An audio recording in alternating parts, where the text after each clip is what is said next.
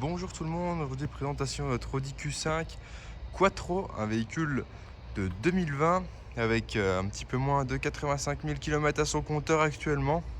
Un véhicule dans une très belle finition et dans un très bel état. 163 chevaux diesel, en boîte automatique bien sûr. Voilà, si on fait rapidement le tour de la carrosserie, pour voir que les jantes sont dans un état correct. Il y a une légère petite griffe juste ici. Sinon pour la carrosserie, c'est surtout de la saleté qu'on va voir sur cette vidéo.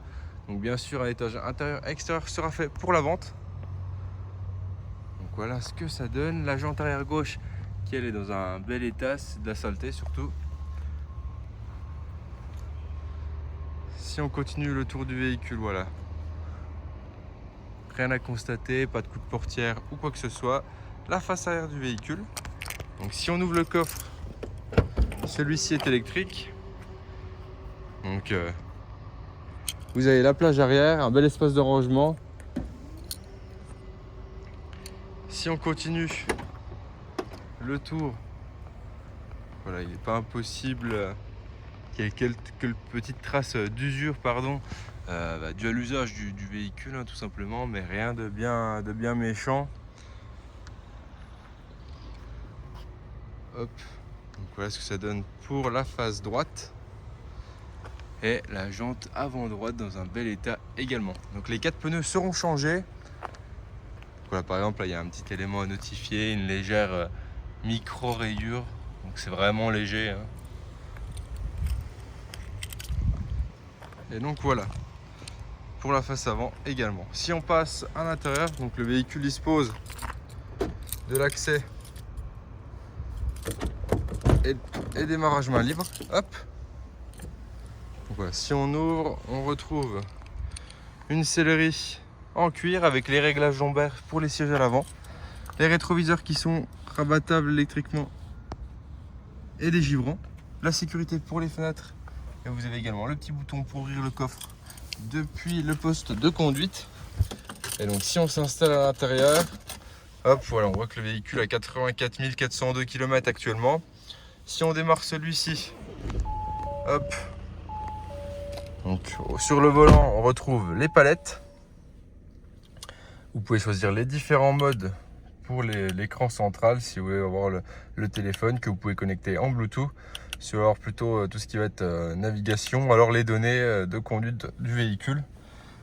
On retrouve tout ce qui est limitateur, la gestion des phares, la gestion des essuie-glaces, tout ce qui va être pour les anti-brouillards et les phares automatiques.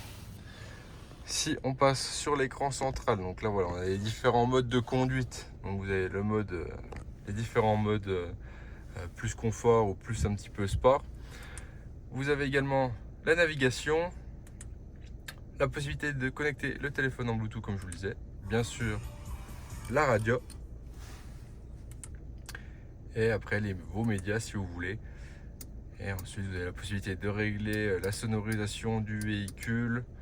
Vous avez aussi la possibilité d'avoir Audi Connect. Donc après ça c'est souvent des abonnements à payer en plus chez Audi.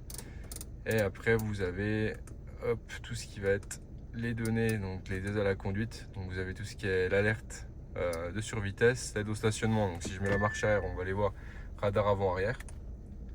Hop.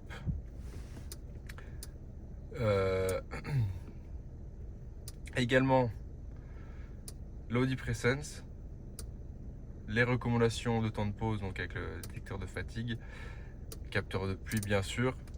Et donc si on va justement dans les historiques d'entretien, donc le véhicule a été entretenu chez Audi directement, et la prochaine révision est à prévoir dans plus d'un an ou un petit peu moins de 10 000 km. Ensuite on retrouve une climatisation bizone, le drive select donc pour choisir les modes de conduite, tout ce qui va être en rapport également avec l'écran central. Donc vous avez la molette pour pouvoir contrôler ou avoir les accès rapides pour directement aller par exemple sur la navigation, la radio, le téléphone, des touches de raccourci. Ensuite vous avez le frein de parking électrique et la recharge induction pour le téléphone avec ensuite des espaces de rangement, donc vide poche, bien sûr la boîte à gants avec la possibilité de mettre des cartes SIM, cartes SD ou des CD. Et ensuite ici vous avez tout ce qui va être les réglages des luminaires dans le véhicule et les boutons d'assistance. Si on passe à l'arrière, on va retrouver 3 places assises avec la possibilité de mettre des sièges de fixe sur les places latérales. Le siège du milieu qui fait également accoudoir central avec des portes-gobelets. Et vous retrouvez également une climatisation indépendante à l'arrière. Donc c'est une climatisation trizone au total sur ce véhicule. Donc voilà, c'est vraiment un véhicule bien optionné avec peu de kilomètres. Donc si celui-ci vous intéresse, n'hésitez pas à nous contacter et on vous répondra avec plaisir. Bonne journée, au revoir.